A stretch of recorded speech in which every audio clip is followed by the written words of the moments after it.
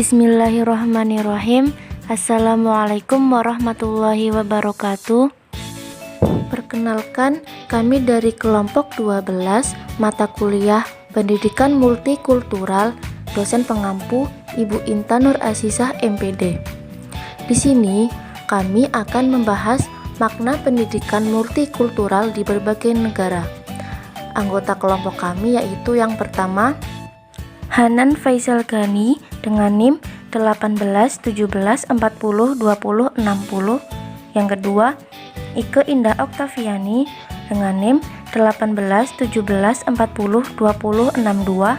Dan yang ketiga Nanda Cesaria Anggriani dengan NIM 18 17 40 20 74. Pada materi ini ada 4 pokok pembahasan. Yang pertama ada pendidikan multikultural di Amerika Serikat. Yang kedua, pendidikan multikultural di Kanada. Yang ketiga, pendidikan multikultural di Inggris. Dan yang keempat, pendidikan multikultural di Asia Tenggara. Yang pertama, mengenai pendidikan multikultural di Amerika Serikat. Munculnya pendidikan multikultural di Amerika Serikat sudah mulai digerakkan pada tahun 1960 dikarenakan adanya peristiwa gerakan hak-hak sipil yang dilatar belakangi oleh adanya tindakan diskriminasi yang dilakukan oleh kelompok mayoritas kepada kelompok minoritas. Sejak tahun 1950-an, praktik kehidupan yang diskriminasi karena Amerika Serikat hanya mengakui kebudayaan yang mayoritas yaitu kulit putih, sementara golongan yang lainnya sebagai minoritas dengan memberikan tindakan diskriminasi kepada mereka dengan pembatasan hak-hak. Kemudian diskriminasi ini dilakukan di berbagai tempat seperti di lembaga pendidikan maupun di rumah. Pada tanggal 4 Juli 1776 pasca kemerdekaan, ketika hendak membentuk masyarakat baru, Amerika Serikat mulai menyadari bahwa masyarakatnya terdiri dari berbagai ras dan asal negara yang berbeda, sehingga Amerika Serikat mencoba mencari terobosan baru, yaitu menjadikan sekolah sebagai pusat sosialisasi dan pembudayaan nilai-nilai baru yang dicita-cita. Kemudian menurut Banks, terdapat beberapa dimensi dalam perkembangan pendidikan multikultural di Amerika Serikat. Yang pertama, ada integrasi pendidikan dalam kurikulum. Yang kedua, konstruksi ilmu pengetahuan. Yang ketiga, pengurangan prasangka. Yang keempat, pedagogik kesetaraan antar manusia. Dan yang kelima, pemberdayaan budaya sekolah. Untuk tujuan pendidikan multikultural di Amerika sendiri, yang pertama, untuk mencapai kesatuan dan keragaman. Yang kedua, untuk mengembangkan cita-cita dan praktik demokrasi. Yang ketiga, untuk membantu pengembangan individu. Yang keempat, untuk memperbaiki kondisi sosial masyarakat. Dan yang terakhir, untuk mempercepat kemajuan nasional. Yang selanjutnya, ada model pendidikan multikultural di Amerika Serikat, di mana model pendidikan multikultural di Amerika Serikat meliputi yang pertama, mengajarkan siswa mengenal keberagaman kebudayaan. Yang kedua, mengajarkan tentang hubungan dengan manusia untuk membantu siswa bersosialisasi dengan yang lain. Yang ketiga, mengajarkan dengan model single group studies.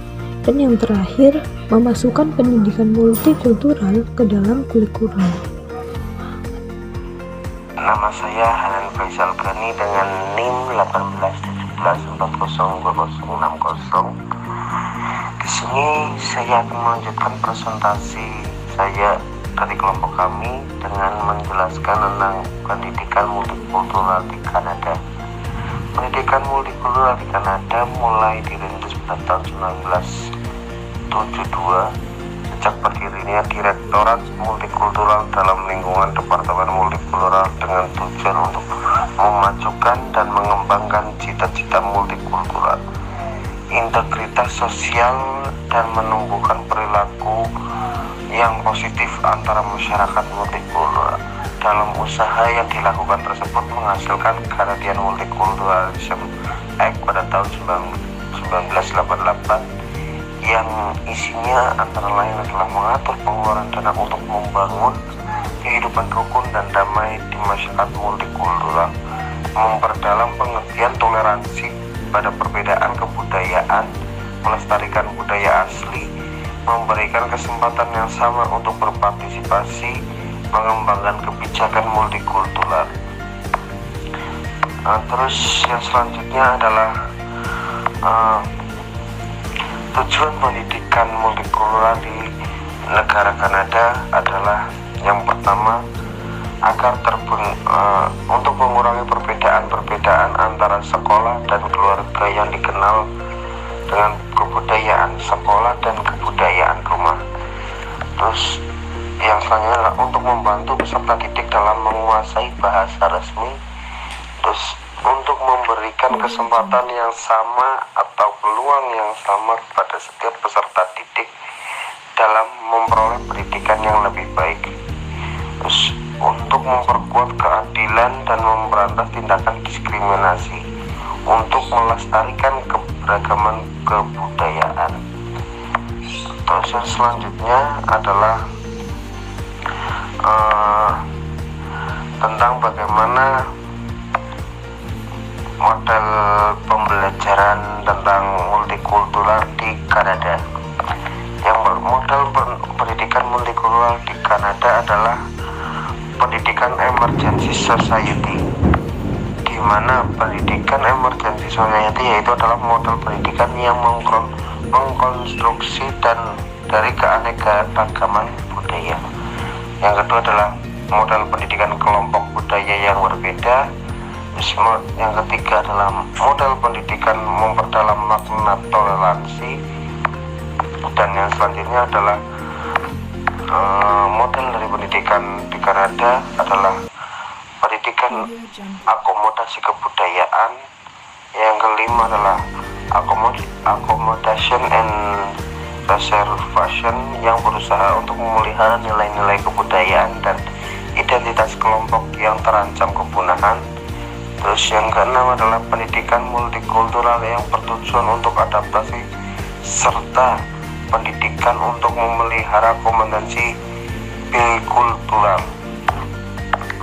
Terus yang selanjutnya di sini saya akan menyampaikan tentang pendidikan multikultural di Inggris.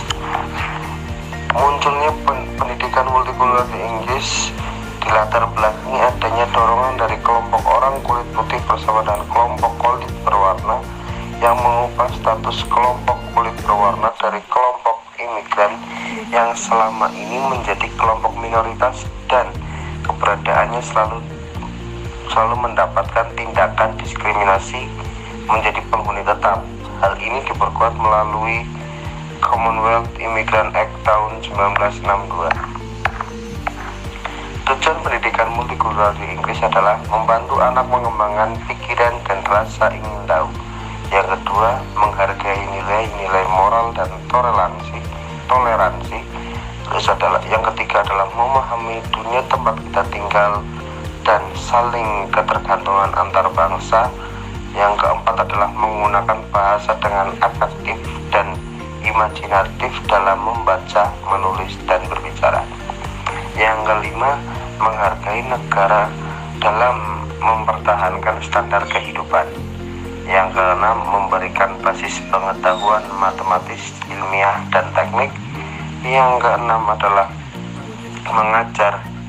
Yang selanjutnya adalah mengajar anak tentang keberhasilan manusia dalam seni dan ilmu pengetahuan, agama, dan pencarian tatanan masyarakat yang lebih berkeadilan. Yang terakhir, mendorong perkembangan anak-anak.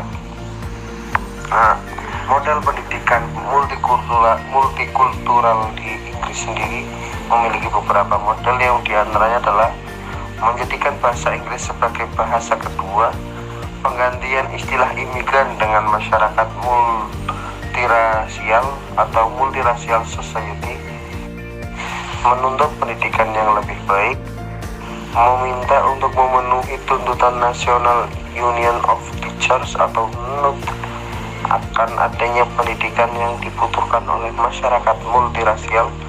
Yang terakhir adalah merumuskan bahwa pengertian seperti integrasi, asimilasi, pluralisme dapat digunakan untuk menggambarkan hal yang sama. Yang selanjutnya mengenai pendidikan multikultural di Asia Tenggara. Asia Tenggara merupakan wilayah yang sangat beragam dan berlapis-lapis di Asia yang terdiri dari negara-negara yang berbeda dengan etnis, bahasa, budaya, dan masyarakat yang berbeda. Selain itu, negara-negara Asia Tenggara pun memiliki ciri-ciri sosial budaya yang khas dalam bahasa yang digunakan, etnis, agama, budaya, dan masyarakat yang berbeda satu sama lain. Secara khusus, Indonesia, Malaysia, dan Singapura dianggap sebagai negara Asia Tenggara yang sangat beragam secara etnis, bahasa, agama, budaya sosial, dan politik. Tetapi mereka memiliki beragam dalam berbagai cara dan mengatasi keragaman dengan cara yang berbeda. Kemudian ada Brunei Darussalam, Filipina, dan Thailand. Untuk pendidikan multikultural di Asia Tenggara, yang pertama yaitu ada di Indonesia. Pendidikan multikultural yang dikembangkan di Indonesia merupakan counter terhadap kebijakan desentralisasi dan otonomi daerah. Model pendidikan multikultural bukanlah sebuah formalitas yang sekedar merevisi materi pembelajaran, tetapi lebih luas dari itu, di mana pendidikan multikultural dituntut untuk dapat mereformasi sistem pembelajaran itu sendiri. Untuk mewujudkannya, pendidikan multikultural di Indonesia perlu memakai kombinasi model yang ada, agar seperti yang diajukan oleh Gursky yang mencakup 3 jenis transformasi, yaitu ada transformasi diri, transformasi sekolah, dan proses belajar mengajar, serta transformasi masyarakat. Dalam mewujudkan suatu pendidikan multikultural di Indonesia, menurut Kusmaryani, ada 4 hal utama yang perlu ditekankan, yaitu meliputi yang pertama, model kurikulum yang dapat digunakan dalam pendidikan multikultural di Indonesia haruslah mencerminkan nilai-nilai budaya Indonesia. Yang kedua, guru juga memainkan peran penting dalam mewujudkan pendidikan multikultural di Indonesia. Yang ketiga, proses pembelajaran yang dikembangkan harus menempatkan peserta didik pada kenyataan sosial di sekitarnya, di mana proses belajar yang mengandalkan peserta didik untuk belajar secara kelompok dan bersaing secara kelompok dalam suatu situasi kompetitif yang positif. Dan yang terakhir, evaluasi yang digunakan harus meliputi keseluruhan aspek kemampuan dan kepribadian peserta didik sesuai dengan tujuan dan konten yang dikembangkan. Yang selanjutnya ada di Singapura. Dari awal mulanya, Singapura merupakan sebuah kota imigran dari negara-negara lain, baik seperti Cina, Malaysia, India, dan Indonesia, serta negara lainnya. Dari banyaknya etnis tersebut sehingga muncul suatu kepercayaan yang berbeda. Hal ini menjadi salah satu faktor penyebab lajunya arus migrasi tenaga kerja dari berbagai belahan dunia ke negara ini, sehingga semakin menambah keragaman etnis, budaya, dan agama warga Singapura. Selain itu, dilihat dari hubungan negara dan agama, Singapura juga dikenal sebagai negara sekular, di mana negara menjadi netral dalam permasalahan agama dan tidak mendukung orang beragama menjadi urusan pribadi. Pemerintah juga tidak memiliki hak dan kewajiban untuk mengatur agama setiap individu. Dalam pendidikan multikultural di Singapura ini, sehingga mengajarkan hubungan saling menghargai di berbagai macam kepercayaan dan etnis. Negara selanjutnya yaitu Brunei Darussalam. Brunei Darussalam didominasi budaya-budaya Melayu bercorak Islam. Pengaruh Melayu terlihat pada bahasa, arsitektur, upacara, dan adat istiadat. Selain itu, jalannya pemerintahan dan kehidupan bermasyarakat sangat dipengaruhi ketaatan akan ajaran Islam. Masuknya peradaban asing kemudian menghasilkan perpaduan modernisasi dengan budaya. Seperti contohnya, penggunaan bahasa Inggris yang berdampingan dengan bahasa Melayu. Dalam budaya masyarakat, keluarga merupakan kunci utama struktur sosial dan timbul budaya hierarkis dengan menghormati usia dan posisi. Selain itu, dalam pendidikan diterapkan ada rasa malu dan sopan santun juga menjadi budaya penting agar menciptakan manusia yang berakhlak, beragama, dan menguasai teknologi. Pemerintah menetapkan 3 bidang utama dalam pendidikan, yaitu sistem dwibahasa, bahasa Melayu, dan bahasa Inggris di semua sekolah. Kemudian, konsep Melayu Islam Beraja atau IMB. Dan yang terakhir, perkembangan sumber daya manusia termasuk pendidikan vokasional dan teknik. Negara yang keempat yaitu Filipina. Di Filipina, pendidikan formal pada tingkat dasar dan menengah disebut dengan maktab dan madrasah. Selain dari lembaga pendidikan Islam tersebut, di Filipina juga muncul lembaga pendidikan pola barat ketika orang-orang barat datang ke Filipina.